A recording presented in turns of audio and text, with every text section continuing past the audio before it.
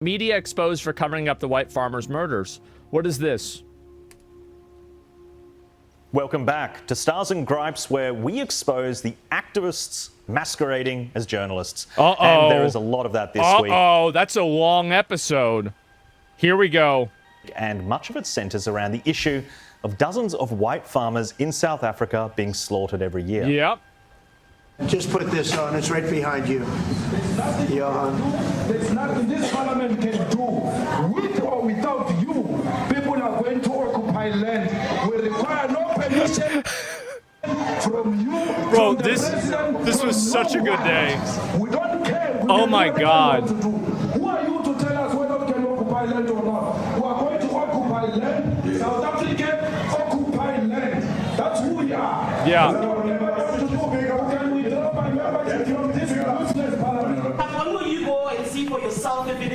Well, I could do that. Look, here's burial sites all over the place. These are all white farmers that are being buried. Well, that was US President Donald Trump confronting the president of South Africa, Cyril Ramaphosa, with concerns about the sheer number of white farmers being massacred every year. That's a lot. Now, I do want to way. make Big the point number. that I do not think that genocide is accurate here. That word has specific connotations and needs to meet a high threshold. And just because people on the left want to water down the meaning of words to assist their political goals, it does not mean that conservatives should fall into the same trap. He's right about that. I think that's true. That whether or not these killings... Yeah, and also, by the way, as if that makes it, no, it's not a genocide. They're just killing a lot of them.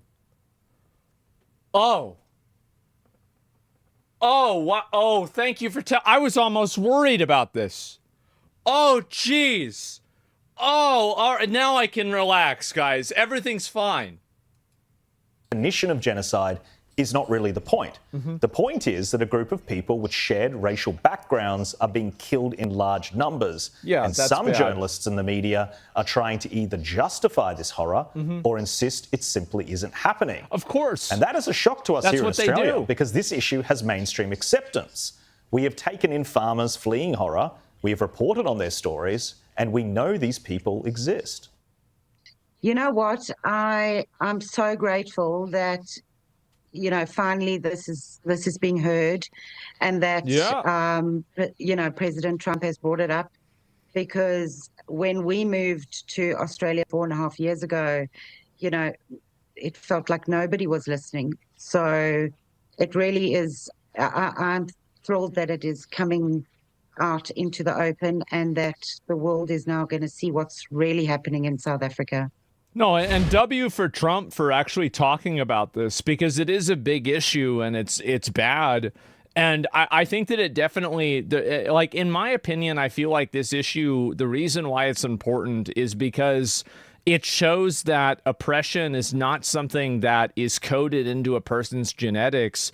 It's something that can happen in any society, no matter what. And it's nothing it's not one-dimensional. Well, joining me on the desk is Gabriella Power, the host of Power Hour, one of Sky's most watched shows.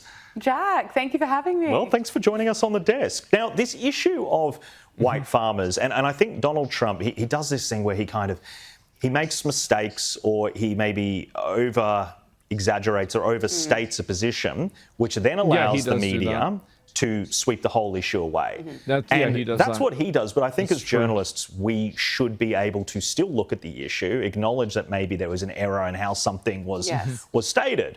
And the clip we just played there of this woman, and Kieran Gilbert did that interview this week, and we've spoken to her many times on Sky News.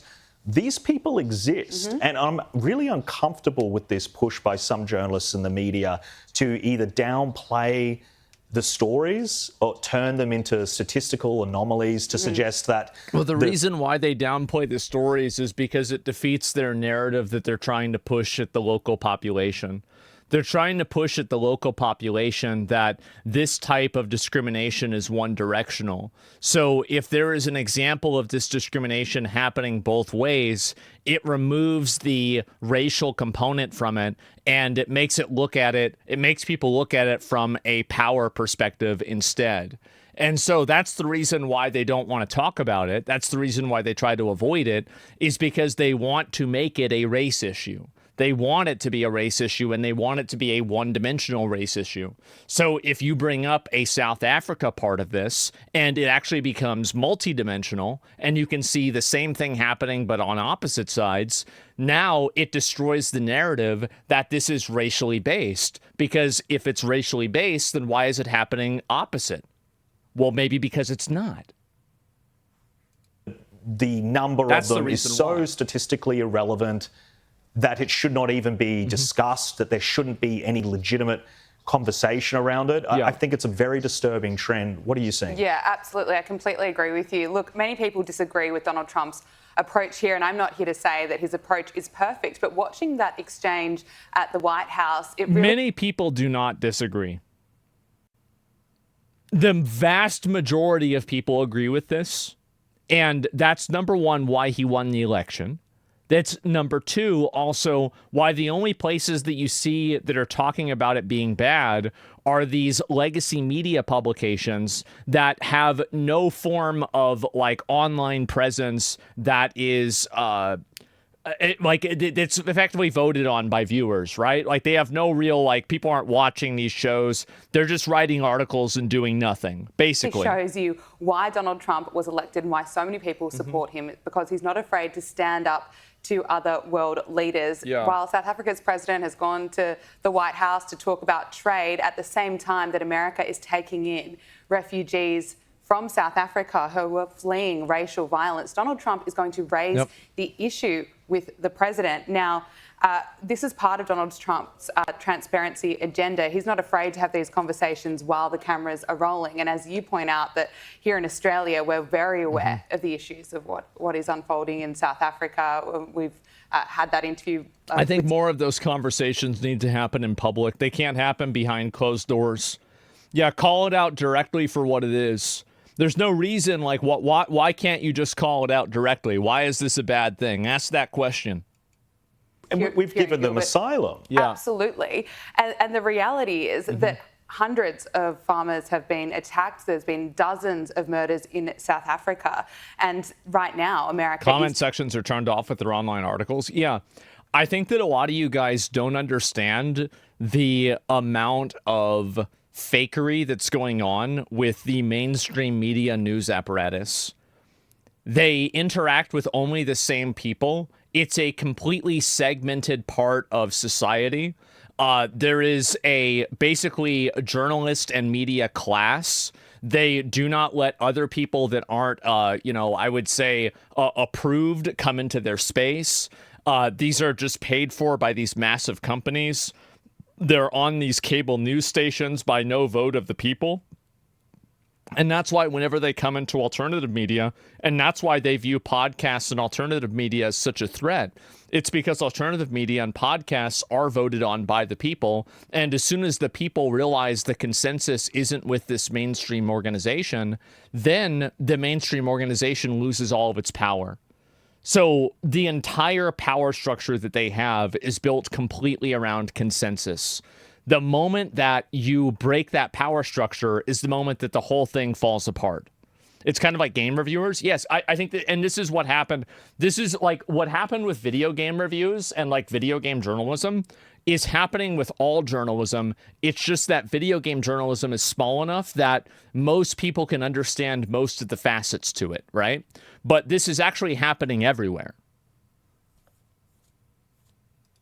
Taking in 59, or last week I think it was 59 refugees from South Africa, and the left-wing media in America had an absolute freak out about it. There was one commentator on CNN completely minimizing the issue, saying, oh, it's only a couple of people being murdered, as if that is somehow okay. And so Donald Trump is up against the leftist media every day in America, where they're horrified that America is taking in refugees from South Africa.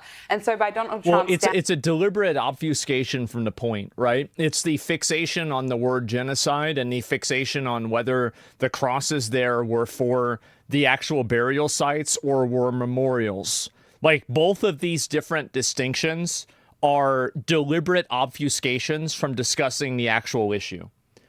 It's like basically somebody argues against you and then you point out like a grammatical error as if this is supposed to invalidate their entire point of view.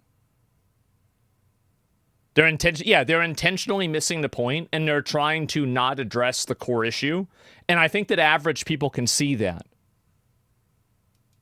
Standing up to South Africa's president at the White House, he's also coming there with the receipts. He's there showing the footage of leaders calling for racial violence in South Africa. There is vision of white crosses being marked to mark and honour every white farmer that has been killed in South Africa. And so as we heard from that interview that was played on Kieran Gilbert's show, that so many people watching that exchange in the White House were so grateful for President Trump for really highlighting the issue. And although his approach may be, you know, unpredictable, maybe bold, it's exaggerated, it's sure. unconventional. Well, he makes errors, of course he does. As well. And then I think that some of the fact checks are focusing on splitting hairs, and it's not. It doesn't matter whether he makes errors or not. People will still make up stuff.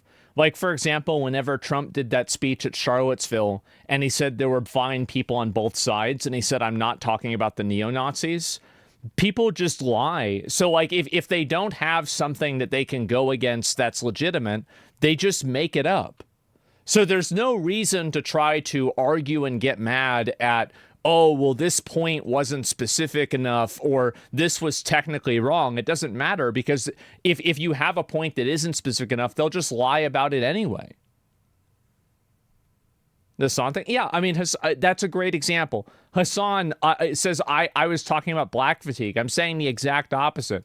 You cannot approach these types of situations in good faith, because they're not being approached in good faith by the people that are doing them.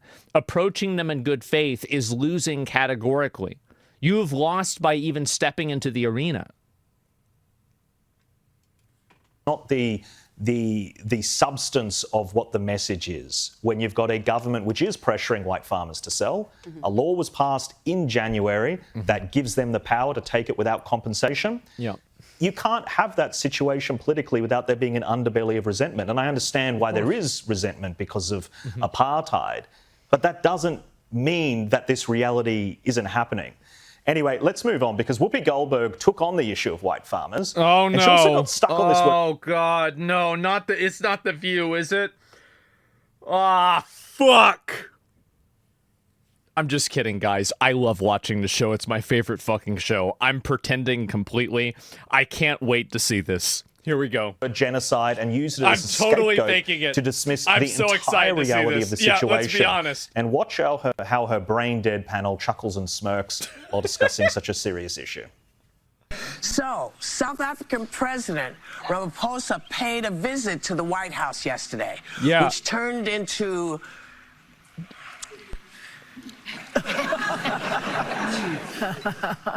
a surprise presentation on conspiracy theories. It's a conspiracy theory. She didn't want to use the word ambush because she realized that it became the NPC word of the day, and so she was trying to come up with another version of that. Yeah. Yeah, I don't know. It's something that's really uncomfortable to me when there are dozens of people that are murdered. There is that underbelly of anti-white resentment. I don't think it meets the threshold of genocide, and I think that it was a mistake for Trump to say that. But they're chuckling and laughing at that, and it is a serious situation. And it's quite obvious to me that the government wants these farmers to cede the land. There is pressure behind that. The community knows that. The community would be seeing that, listening to that, and they're sitting there, they're laughing.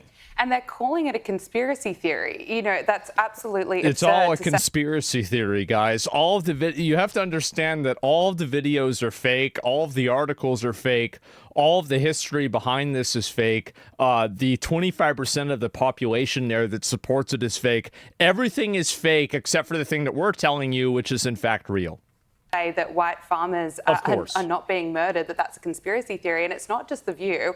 Other media outlets, I should say, covering the exchange in the White House have all almost had the same headlines. Trump ambushes this, South Africa's president amid false claims of racism. These aren't false claims of racism. Yeah. People are being murdered. And you've got people like Whoopi Goldberg on The View. I don't see how it isn't a genocide or why people are scared to call it that. I don't see why it's like, it's not important to me that vocabulary and that word is used, it's a semantics argument. The entire debate about that word isn't relevant because the problem is the issue. Like, it's not the word. The word doesn't matter. The problem is what matters. Focus on the word. This is just more obfuscation. That it's conspiracy theories. Again, to your point, genocide's not the right term, but it's still a very real issue. Yeah. And for Whoopi Goldberg should really go back and actually look at the statistics if she wants to. You know, if you look at the homicide rate in South Africa, it's 45 per 100,000. The homicide rate in South Africa for white farmers is 109 per 100,000. Now, of course, noting that white farmers do make up a small percentage of the population, but the point is that this group is vulnerable and they are being targeted. And that is why America is now taking in 59 refugees from South Africa. And so for it's 59 people. It's not a big fucking deal. It's not a big fucking deal. Like, the big problem, like, remember whenever we brought in all those Haitian migrants? The issue is that there was like 20,000 of them. That's a big fucking deal. 20,000 fucking people. 59 fucking people. We're acting like this is some kind of, it's a 50,000. It's 50 fucking people. Who cares? Issue to be aired on The View with really no sympathy for what is going on. I think it's just, they're almost using it as another way of just of slamming Trump for everything. They want to play into this narrative that Trump is a big bad. No, that's not what they're playing into. What they're playing into is it's the racial narrative. It's obviously the racial narrative. It's the racial narrative that white people are being targeted. And the reason why they're trying to undermine it is because the media here tries to push a racial narrative themselves that black people and other brown people are being targeted. So if you have a situation where white people are being targeted somewhere else, it defeats the entire premise that this is a race-based issue and not a power-based issue, which weakens their argument and makes it less morally sound and makes it more circumstantial. And so that's the reason why they're against it. It's because it damages their movement by abstraction. That's the reason why. Well, the left loves nuance until it's uncomfortable, and until there's maybe more than the surface level story to discuss, and then all of a sudden nuance goes out the window, and they love that broad brush to say conspiracy.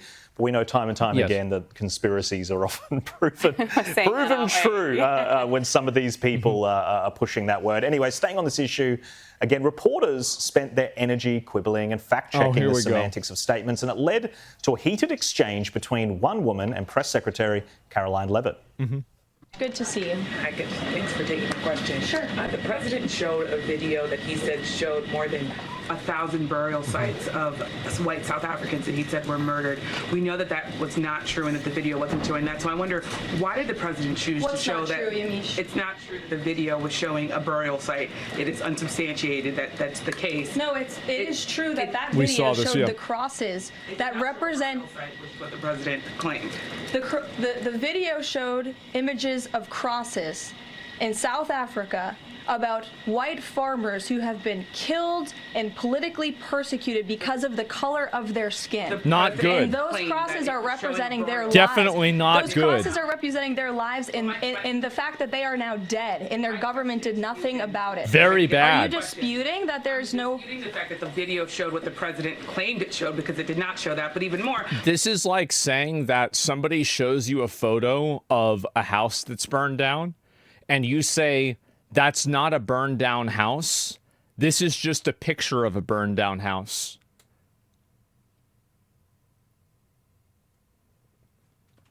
It's insane. What I'm asking you is who at the White House... it did show that. It showed white crosses representing this is not people an apple. who have perished because of racial persecution. Verifies the videos that the president shows, and what protocols are in place when there's unsubstantiated information being put out for the world and world leaders to show? Yamiche, what's unsubstantiated about the video? The video shows crosses that represent the dead bodies of people who were racially persecuted by their government. In fact, the Associated Press, of all places, has a picture of that very monument, and the caption from the Associated Press is, "Each cross marks a white farmer who has been killed in a farm murder." So it is... Again, Donald Trump has opened himself up to these kind of fact checks, and I do think they're wholly irrelevant. Is it a burial site? It doesn't matter whether they're, it doesn't, like, these fact checks don't matter, because here's the thing. They either argue semantics or they call it a conspiracy theory, or they just lie and say you said something that you didn't say. There's not an outcome of this that they capitulate and acknowledge and accept that what you said was accurate.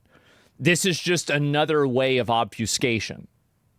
So you're not going to win anybody over by playing their game and being hyper specific. All you're going to do is tone police yourself for no reason.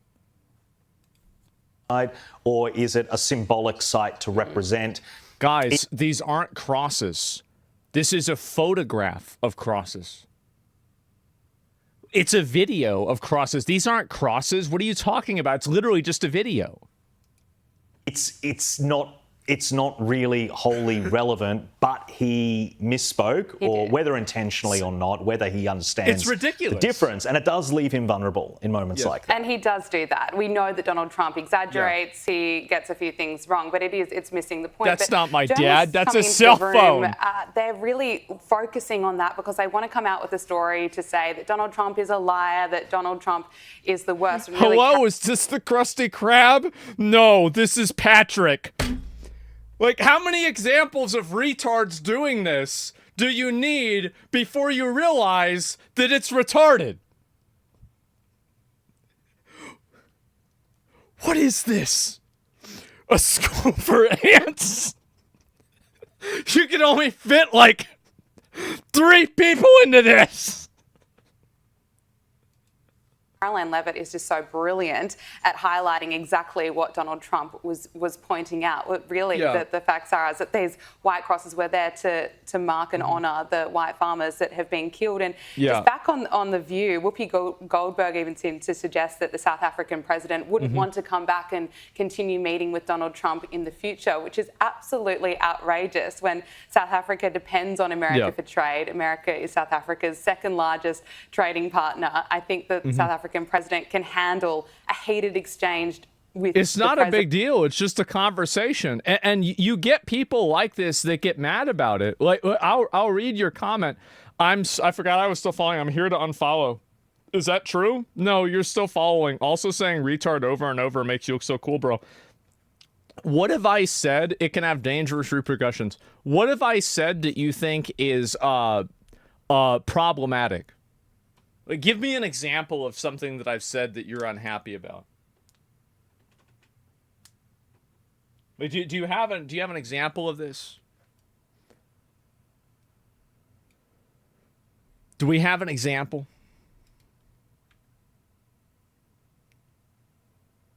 Against Muslims? So let me get this straight.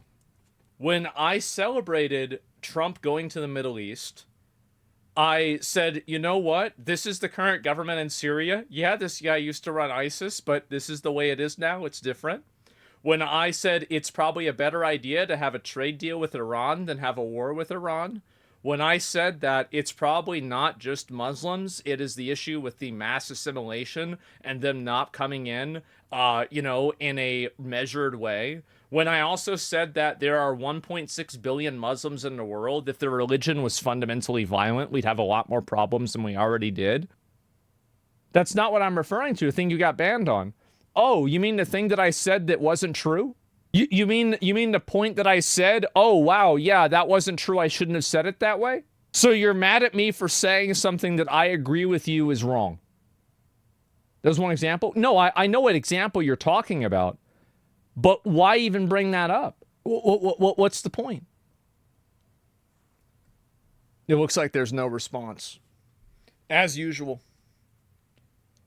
You're obviously talking about Hamas, of course. But, like, it doesn't matter, right? I mean, like, either way, it's still a bad thing to say.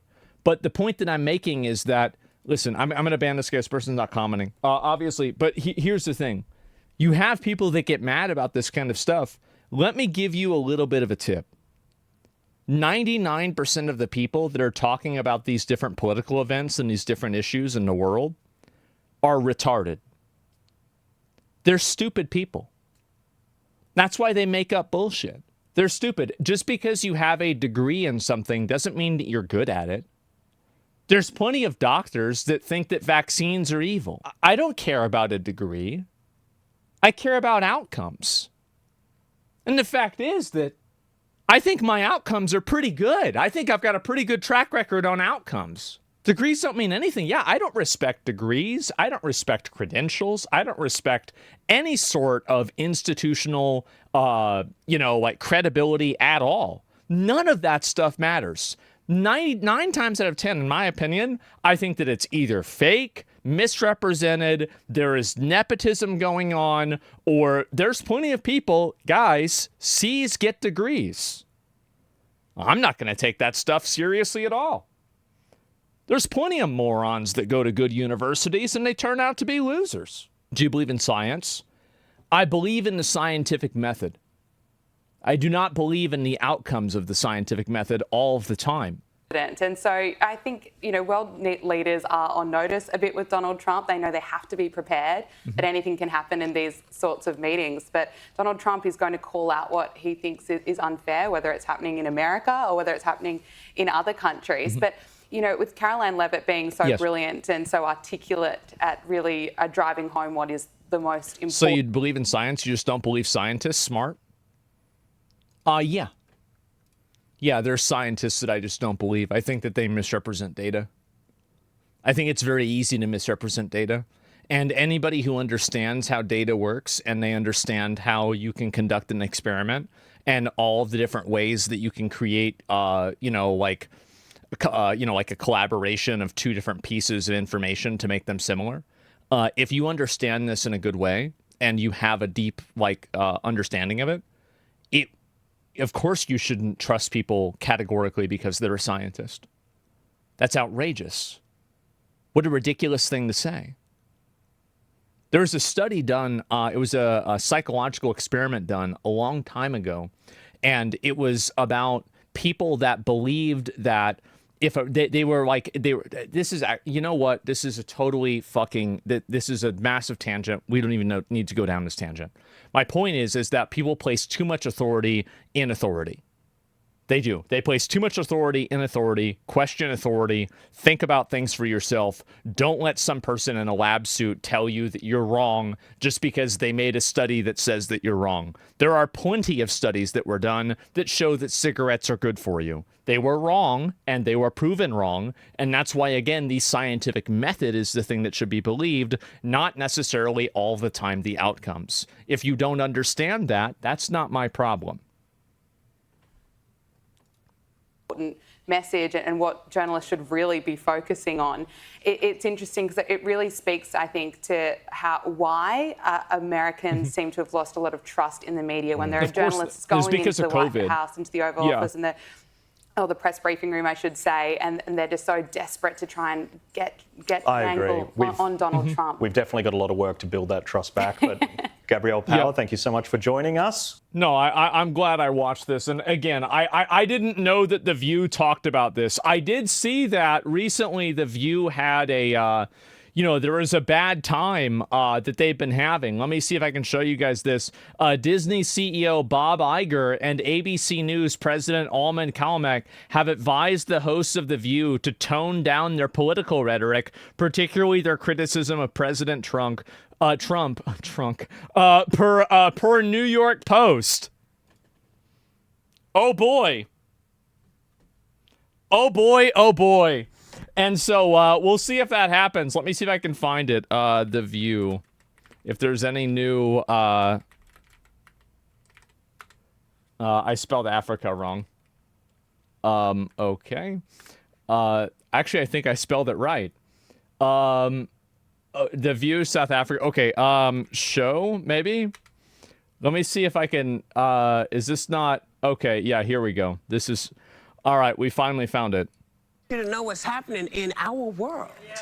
So, South African President Ramaphosa paid a visit to the White House yesterday, this is the clip. which turned into...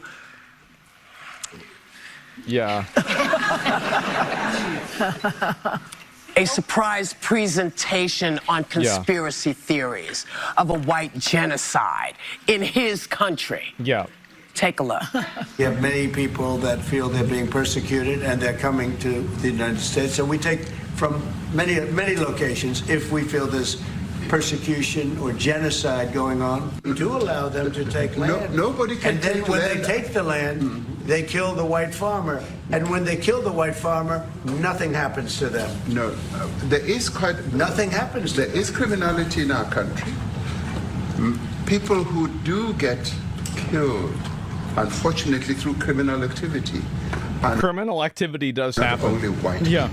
Majority of them are black people. And we have now... What a surprise. What a surprise. The country that is the majority black people, the majority of people that are involved with crime are also the majority population. What a shock. What a great argument. Fucking brilliant. Black. Wow. I say that's good or bad, but the farmers are not black. Oh my God! So between ambushing Zelensky... So she used it. And this... Why would world leaders continue to come to the White House? Okay, well, first of all, this is... The thing is that if you too much of a bitch to come in the White House, maybe you should think about why that is. If you got this many skeletons in your closet and the door ain't even closed, then maybe you should think about where those fucking skeletons came from and figure out how to fix that problem rather than go and blame Donald. That's it. They come to beg for money. Yeah, they want the money. That's the reason why. The problem with getting all your information from Laura Loomer and Elon Musk. Yeah. Because this is what they're going to deal you. And it was false conspiracy theory. The whole thing, everything's fake. The fact that the president the president of South Africa was trying to share was that data collected by white farmers themselves. This is it. Let me see. They might tell you the truth. Well, I'm not sure if there's any more of this either. I think that's probably the entire clip. Is that the entire clip? It looks like it's pretty much the whole one. I'm not sure if I can find the rest of this, but yeah. Anyway, well, there we go, guys. This is the way that these people think about it. Was that data collected by white farmers themselves, these are the white farmers, has counted 1,363 white farmers murdered since 1990, which is an average of 40 a year, far less than 1% of total murders. The rest are all black people. So there's no genocide going on. There's a crime problem. No genocide. But the thing he's talking about, because usually all conspiracy is taking bits of fact and then just choosing your own adventure, is the government will occasionally come to remedy some of the problems with apartheid that happened for 50 years. They will occasionally come to remedy some of the problems. You can see the softening of the language that's happening right here. And it's very obvious whenever you start seeing this, right? It's very obvious what we're doing. In that country, they will come and with compensation and return, they will take the land occasionally back. So what he did is he took 2 little seeds and just like did his own thing with that. He was completely false and wrong. Yeah, it just... Of course. Look, I'll just say it like this. I made movies in South Africa. I've been in South Africa. I sent your son to South Africa, to talk to people that I know who still live there. There's no white genocide, okay? There's not a genocide happening. There is crime, as there is all over the world. Yeah. But it is bad. It's not about killing off white people. This is just straight up bull. Well, I mean, all those speeches and everything, I guess all that was fake. Yeah, Darkstream, thanks for 5 good subs. Yeah, guys, I guess it was all fake. The whole thing was fake. All those videos that we saw and everything, it all got made up. That's right. What do they gain out of blatantly lying? Well, they don't really gain anything. Well, I guess they do if it's like their worldview they're trying to push. But in general, the reason why they're doing that is because they disagree with it, right? And so they just make stuff up. It's actually pretty simple. I mean, there's not really a lot to it to understand. They gain viewership. Well, yeah, and there's people that eat it up, man. And I've always been so shocked. Like, I've never understood this. Like, growing up, and even now, I do not fully understand it. But I'm starting to.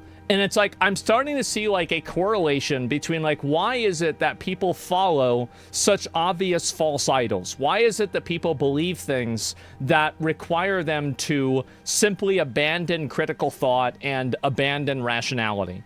And I think that the reason why, and this is a big thing, okay, guys? So like, I'll go ahead and just kind of, let me just start this right now, is that I think that human beings' brains, the ability to process and critically think, has evolved much faster than the ability to compartmentalize and understand and process the outcomes of that critical thinking.